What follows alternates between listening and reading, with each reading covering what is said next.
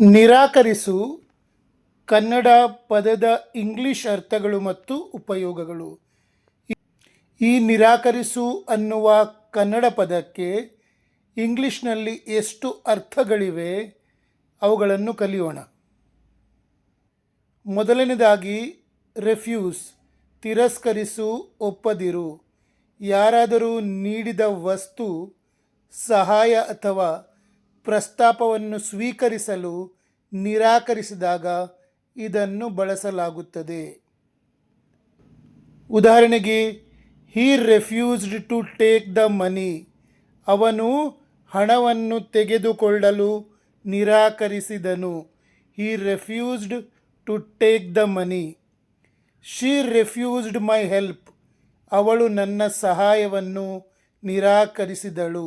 She refused my help. ಎರಡನೇ ಅರ್ಥ reject, ಅನರ್ಹಗೊಳಿಸು, ತಳ್ಳಿಹಾಕು. ಒಂದು ಅರ್ಜಿ, ಯೋಜನೆ ಅಥವಾ ಕಲ್ಪನೆಯನ್ನು ಸಂಪೂರ್ಣವಾಗಿ ಬೇಡವೆಂದು ತಳ್ಳಿಹಾಕಿದಾಗ ಇದನ್ನು ಬಳಸಲಾಗುತ್ತದೆ. ಉದಾಹರಣೆಗೆ, the company rejected his job application. ಕಂಪನಿಯು ಅವನ ಉದ್ಯೋಗ ಅರ್ಜಿಯನ್ನು ನಿರಾಕರಿಸಿತು. The committee rejected the new proposal.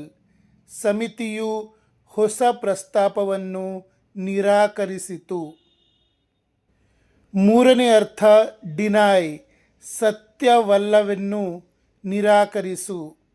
ಒಂದು ಆರೋಪ ಸುಳ್ಳು ಎಂದು ಹೇಳುವಾಗ ಅಥವಾ ಯಾರಿಗಾದರೂ ಸಿಗಬೇಕಾದ ಹಕ್ಕನ್ನು ಕೊಡದೇ ಇದ್ದಾಗ ಇದನ್ನು ಬಳಸಲಾಗುತ್ತದೆ. ಉದಾಹರಣೆಗೆ, he denied all the allegations. ಅವನು ಎಲ್ಲ ಆರೋಪಗಳನ್ನು ನಿರಾಕರಿಸಿದನು. He denied all the allegations. They were denied entry into the hall. ಅವರಿಗೆ ಸಭಾಂಗಣದೊಳಗೆ ಪ್ರವೇಶವನ್ನು ನಿರಾಕರಿಸಲಾಯಿತು. They were denied entry into the hall. ನಾಲ್ಕನೇ ಅರ್ಥ ಡಿಕ್ಲೈನ್, ನಯವಾಗಿ ನಿರಾಕರಿಸು. ಯಾರಾದರೂ ನೀಡಿದ ಆಹ್ವಾನ ಅಥವಾ ಆಫರನ್ನು ಗೌರವಯುತವಾಗಿ ಅಥವಾ ನಯವಾಗಿ ಬೇಡವೆನ್ನುವಾಗ ಇದನ್ನು ಬಳಸಲಾಗುತ್ತದೆ. ಉದಾಹರಣೆಗೆ, she declined the invitation to the party. ಅವಳು ಪಾರ್ಟಿಯ ಆಹ್ವಾನವನ್ನು ನಯವಾಗಿ ನಿರಾಕರಿಸಿದಳು. She declined the invitation to the party. I declined his offer of a promotion. ನಾನು ಅವರ ಬಡ್ತಿಯ ಆಫರನ್ನು ನಿರಾಕರಿಸಿದೆ. I declined his offer of a promotion. ಐದನೇ ಅರ್ಥ ಟರ್ನ್ ಡೌನ್, ತಿರಸ್ಕರಿಸು, ತಿರಸ್ಕಾರ ಮಾಡು. ಯಾರಾದರೂ ನೀಡಿದ ಉದ್ಯೋಗಾವಕಾಶ, ಆಫರ್ ಅಥವಾ ಪ್ರೀತಿಯ ಪ್ರಸ್ತಾಪವನ್ನು ಒಪ್ಪದಿದ್ದಾಗ ಇದನ್ನು ಬಳಸಲಾಗುತ್ತದೆ. ಉದಾಹರಣೆಗೆ, she turn down the job offer. ಅವಳು ಉದ್ಯೋಗದ ಆಫರನ್ನು ನಿರಾಕರಿಸಿದಳು. She turn down the job offer. He turn down my invitation.